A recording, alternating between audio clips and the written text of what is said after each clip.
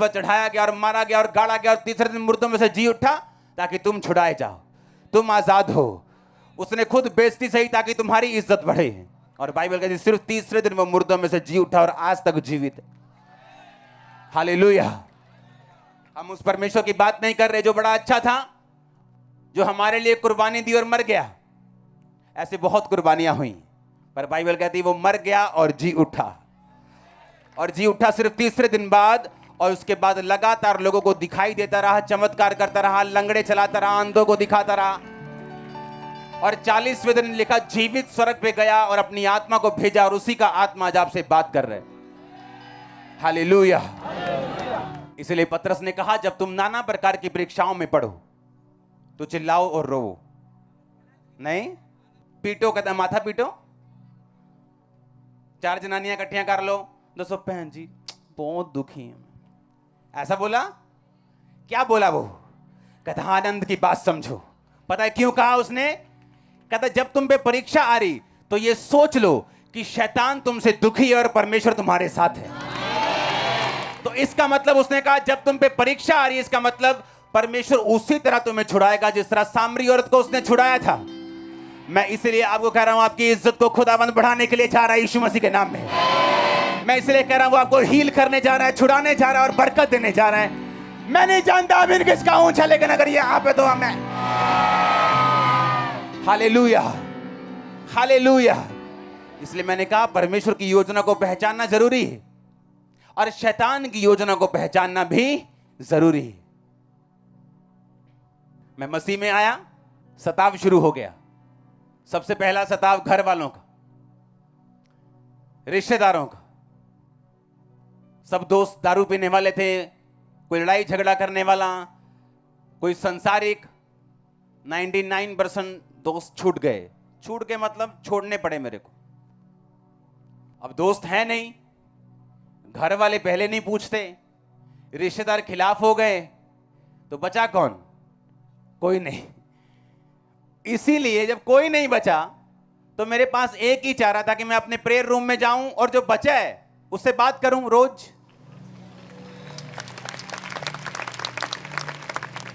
मेरे रिश्तेदार ने बोला आ इधर, तेनू स्वाद आ पता है, आ देख। ऐसे तीखी बातें आप इमेजिन नहीं करोगे। मैं जो कह रहा हूं ना, मैं घमंड नहीं कर रहा हूं। और आज से 16 साल पहले, 17 साल पहले उसकी निगाह में मैं बेवकूफ था। इमेजिन करो अगर मैं झुक जाता तो आज इतना कुछ ना देख पाता। क्योंकि शैतान देखता है, वो रोशनी देख सकता है, वो ब्लेसिंग देख सकता है, वो योजना देख सकता है। उसे मालूम है कुछ खुदाबंद तुम्हारी जिंदगी में करेगा। तुम एक स्टार हो, तुम एक हीरो हो, हीरोइन हो। इसलिए वो क्या चाहता है? या तो पाप में गिराए, या विरोध से डरा दे, धमका के बिठा दे। कोई झटका बड़ा लग गया, बंदा कहां है जी? चर्च मिला ही नहीं जी। क्या हो गया था? उसकी बेटी को कुछ हो गया जी, चर्च ही नहीं आया। क्योंकि शैतान को मालूम है तुम्हारी कमी क्या है, कमजोरी क्या है, कहां से तुम्हें पकड़ेगा और तुम बैठ जाओगे। इस दुनिया में, इस धरती के ऊपर, इस आसमान के नीचे अपनी एक भी कमजोरी मत रखना, नहीं तो शैतान उसी को पकड़ लेगा। कोई भी कमजोरी नहीं होनी चाहिए, कोई फियर नहीं होना चाहिए। हालेलुया। परमेश्वर की योजना है तुम्हारी लाइफ के लिए और शैतान की भी है। जब परमेश्वर की है तो शैतान पूरा तो नहीं देख सकता, पर थोड़ा देख सकता है। उसे कुछ पता है, वो जोर लगाता है इसीलिए कि कल को ये मेरे लिए थ्रेट बन जाए, मेरे लिए मुसीबत बन जाए। इसको आज गिराओ। बोलो अपने पड़ोसी को हमें बच के रहना है। फिर से बोलो अपने पड़ोसी को, बोलो बच के रहना है। मॉडल टाउन में जिस घर में मैंने यीशु मसीह को ग्रहण किया, उसकी वैल्यू मुझे नहीं पता आज 70 करोड़ है कि 200 करोड़ है कि 150 करोड़ है। मार्केट के बीच में बड़ा घर है वो। सब कुछ हमारे नाम पे था, मैं आपको बता चुका हूं। एक तरह से हम ही उसके ऑनर बनते थे, लेकिन एक्चुअल में वो घर हमारा नहीं, हमारे आगे किसी व्यक्ति का था। और उस घर को छोड़ने का अगर हम 20 करोड़ मांगते, 10 करोड़ मांगते, कोई हमें लॉ के हिसाब से उस घर से निकाल नहीं सकता था। और सोचो अगर मन में लालच होता कि नहीं ले तू ही मंगो पे है, तू ही इतनी देर रहे घर यदि केयर की। ड्रामे करता है शैतान 100 तरह के। वो आपको 100 तरह की बातें, बहाने सब करेगा, लेकिन आपका मन जानता है कि जो ये है वो क्या है? गलत है। उस घर को छोड़ा बिना पैसे लिए, और ये नहीं कि आगे कोई अच्छा ऑप्शन था। उस घर से निकलकर रेंटेड हाउस में हम रहे हैं, बूटा मंडी में। यहां बूटा मंडी है पीछे, रेंटेड। अब एक कोठी दी, उसके एक साइड हमने रेंट पे ले ली, वहां रख लिया सब कुछ। इमेजिन करो अगर वो पैसे हम ले लेते या वहीं कहीं एडजस्ट हो जाते मॉडल टाउन में, तो आज हम यहां ना होते, इस 50 एकड़ के ग्राउंड। कितने मेरी बात को समझ रहे हैं? शैतान चाहता आप छोटा सोचें, वो चाहता आप फंसें, शरीर के कामों में निकलें आप, ताकि वो बड़ी योजना को रोक दे। तो किसी भी वस्तु का लालच मत करना। किसी के गधे का, किसी की बाइक का, किसी की कार का, किसी के घर का, किसी की पत्नी का, किसी के बच्चे का, किसी के नौकर का तो लालच मत करना। क्योंकि जिस परमेश्वर ने आपको बनाया है, उसने आपकी सभी जरूरतों को भी बनाया हुआ। वो जानता है आपको क्या चाहिए, कब चाहिए, कितना चाहिए। मेरे पास आज जो है मुझे उतना चाहिए। मेरे पास आज जो नहीं है, जो मैं मांग रहा हूं खुदावन से, वो इसलिए नहीं है आज क्योंकि मुझे चाहिए नहीं एक्चुअल में। जब चाहिए होगा वो भी आ जाएगा। पौलुस ने कहा मेरे पास सब कुछ और मैं सब कुछ कर सकता हूं। और यही आपकी लाइफ। अपने आप को परमेश्वर की निगाहों से आज से देखना शुरू करो कि अगर शैतान आपको खींच रहा है पाप में, संसारिकता में, विरोध से, सताव से, दुखों से, बीमारियों से, इसका मतलब कुछ है जो वो देख रहे हैं और आप नहीं देख रहे हैं। आपको परमेश्वर के करीब आना है और देखना है फिर वो क्या करता है आप लोगों के लिए। करीब कैसे आएंगे? प्रार्थना में, रोजों में,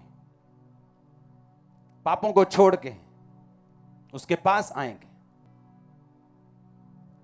एक दिन मैं सुबह उठा, और ऐसा नहीं कि मैंने एक रात पहले कोई स्टडी उस विषय में की हो,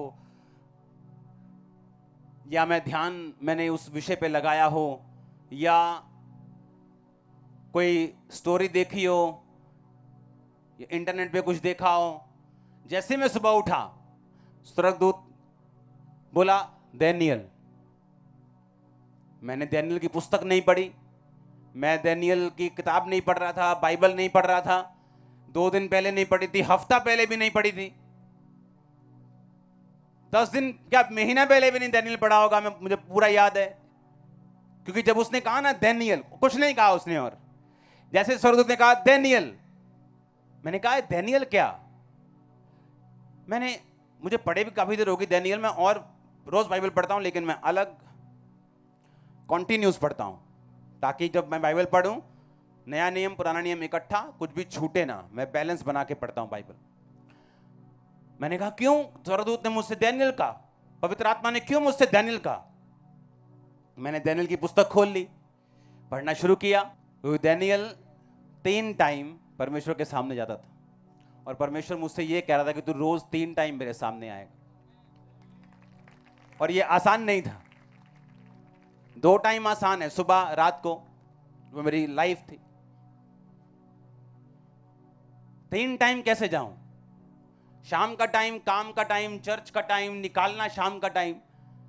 घंटे मेरे पूरे थे जितने होने चाहिए, पूरे टकाटक घंटे पूरे लग रहे हैं परमेश्वर में। लेकिन शाम का टाइम भी मैंने अपने बच्चों को आदत डाली रोज प्रार्थना करने की। वो रोज प्रेयर करते बिन नागा, बिना किसी छुट्टी के। एवरी डे हम रात को प्रेयर करते हैं और फायर प्रेयर करते हैं। जब मैंने अपने बच्चों को लीड किया फायर प्रेयर में, अब मेरी भी दिन में 3 बार हो चुकी है प्रेयर। और आप इमेजिन नहीं करोगे, जब जैसे ही खुदाबंद आपको बोलता है और आप उसे पूरा करना शुरू करते हैं, कि वो कैसे रास्तों को खोलता है जब आप उसकी स्पिरिट की आवाज को सुनते हैं। ऐसे रास्ते जो आपने 5 साल बाद का प्लान बनाया हुआ है, 10 साल बाद का, वो स्वर्ग खोलते हैं और काम खत्म। आप तैयार हैं उसका पीछा करने के लिए?